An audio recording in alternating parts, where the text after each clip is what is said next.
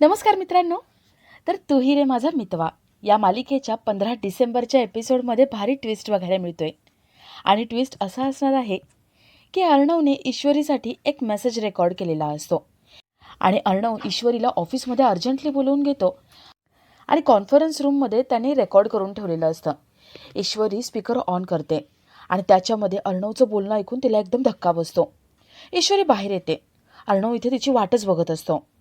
ईश्वरीने अर्धवट काय ऐकलंय ते ईश्वरीला माहिती नसतं. ईश्वरी खूप चिडलेली असते. ती अर्णवकडे रागाने बघते आणि तिथून निघून जाते. अर्णवला वाटतं की नेमकं काय झालंय, ईश्वरीला आपलं प्रपोजल आवडलं की नाही. अर्णव ठरवतो की जे काही आहे ते डायरेक्टली बोलून दाखवायचं. आता अर्णव मनातलं प्रेम कसं डायरेक्टली बोलून दाखवतोय हे बघण्यासारखं असेल. तर या सगळ्याची सुरुवात कशी होते ते थोडक्यात पाहू. तर मालिकेमध्ये राकेश भंगार विकून जे 10,000 रुपये आलेत ते 10,000 रुपये घेऊन दारू प्यायला निघालेला असतो. आणि तेवढ्यात तो दादा आणि त्याची माणसं रस्त्यात त्याला भेटतात. राकेश त्यांना बघून खूप घाबरतो. तो दादा विचारतो, का रे, तू 2 दिवसाची मुदत मागितली होतीस, त्याचं काय झालं. राकेश सगळं खोटं सांगायला लागतो. राकेश म्हणतो, अहो साहेब, दादा, तुमचे पैसे घेऊन मी येतच होतो, पण काय झालं माहिती आहे का, एक खूप मोठे मेडिकल इमर्जन्सी आली. अहो माझी बायको प्रेग्नंट आहे.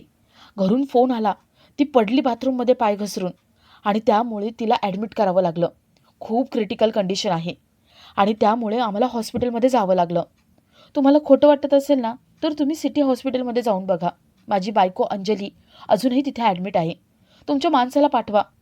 तुम्ही खात्री करून घ्या, मी खोटं बोलत नाही आहे. मी खूप टेन्शनमध्ये आहे आणि त्यामुळे तुमचे पैसे देऊ शकत नाही. राकेश दादाला इमोशनल ब्लॅकमेल करण्याचा प्रयत्न करतो, शेंडी लावण्याचा प्रयत्न करतो. दादा म्हणतो, हो का रे, ह्यो असा प्रॉब्लेम झाला का. राकेशला वाटतं, चला, दादा बाटलीत उतरला, आता आपल्याला तो मुदत वाढवून देईल आणि त्या मुदतीमध्ये आपण काहीतरी झोल करू आणि पैसे मिळवूच. राकेश खुश असतो, पण तो चेहरा असं दाखवतो की तो खूप मोठ्या प्रॉब्लेममध्ये अडकलेला आहे. तर इथे अर्णव ऑफिसमध्ये बसलेला असतो आणि पिऊन त्याच्याकडे येतो. अर्णवला जिथे तिथे फक्त ईश्वरी दिसते.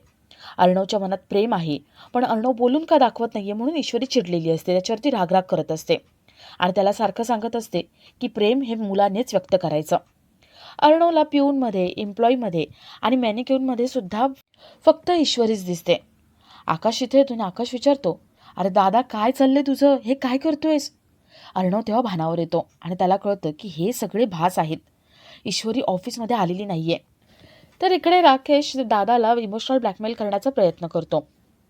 राकेशला वाटत असतं की आता आपल्याला दादा मुदतवाढ करून देईल, पण दादाला माहिती असतं की हा राकेश आपल्याला शेंडी लावतोय. तो दादा राकेशच्या जोरात एक कानाखाली मारतो आणि त्याला धमकी देतो. दादा म्हणतो, अरे मी बोलून बोलून थकलोय, पण तू काही पैसे परत करत नाहीये. आता बघ मी काय करतो. आता मी नाही बोलणार, माझा बॉस बोलणार तुझ्याशी. दादा बॉसला फोन लावतो आणि राकेश तावडीत सापडलाय, त्याच्याकडून पैसे वसूल करण्याची हीच संधी आहे. त्यामुळे तो बॉसला तिथे बोलवून घेतो. बॉसचं नाव ऐकून राकेश थरथर कापत असतो, त्याला खूप भीती वाटत असते. तर इथे अर्णव आकाशला सगळं सांगतो. आपल्याला जिथे तिथे फक्त ईश्वरी दिसते हे सांगतो. अर्णवला कन्फ्युजन झालेलं असतं की हे सगळं काय चालू आहे, असं का होतंय. आकाश सगळं कन्फ्युजन दूर करतो. आकाश म्हणतो, अरे दादा, तुझ्या मनात ईश्वरी आहे ना, त्यामुळे तुला ती सगळीकडे दिसते. तू मनातलं सगळं तिला सांगून का टाकत नाही. तू एकदा तिला सांगून टाकलंस ना, तिला प्रपोज केलंस की मनातले सगळे भास बंद होतील आणि तिच्या मनात पण काय ते कळेल ना. मला तर पूर्ण गॅरंटी आहे, ईश्वरीच्या मनात सुद्धा तुझ्यासाठी प्रेमच आहे. तू आत्ताच्या आत्ता जा आणि तिला सगळं सांगून टाक. अर्णव तिथून निघतो. अर्णव कारजवळ येतो आणि विचार करतो की मी आता ईश्वरीला सांगायचं आहे मनातलं, पण कसं काय सांगू. अर्णव बराच वेळ प्रॅक्टिस करतो. ईश्वरीला नेमकं काय सांगायचं याची तो प्रॅक्टिस करतो आणि कारमध्ये बसतो. तो कार चालू करणार आणि तेवढ्यात तो रेडिओ ऐकतो.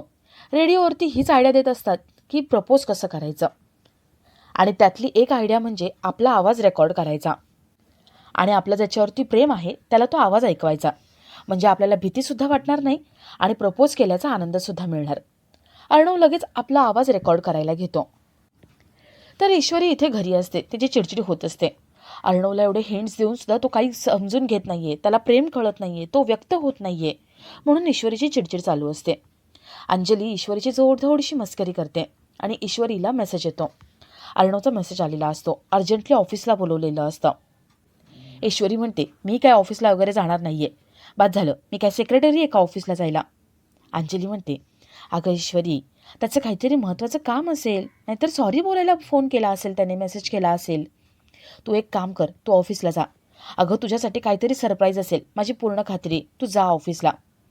ईश्वरी विचार करते की हो, आपल्यासाठी काहीतरी सरप्राईज असेल, आपल्याला प्रपोज करायचं असेल अर्णवला.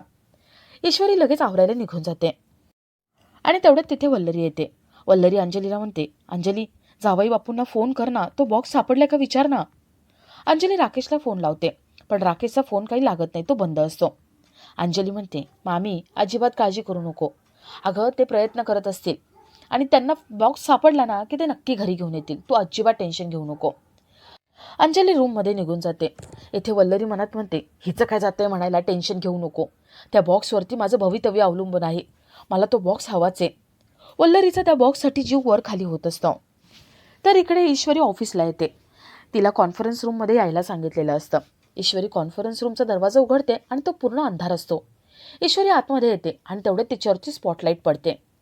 ईश्वरीला कळतं की हे आपल्यासाठी कुठलं तरी सरप्राईज आहे.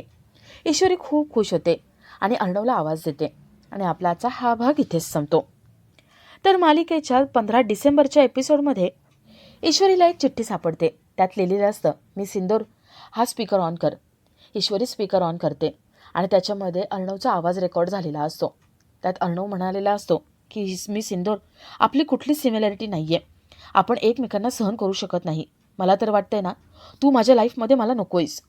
ईश्वरी खूप चिडते. ती पुढचं काही ऐकूनच घेत नाही. ती तडक बाहेर येते आणि अर्णव इथे वाटच बघत असतो. ईश्वरी रागाने त्याच्याकडे बघते आणि तणतणत तिथून निघत असते.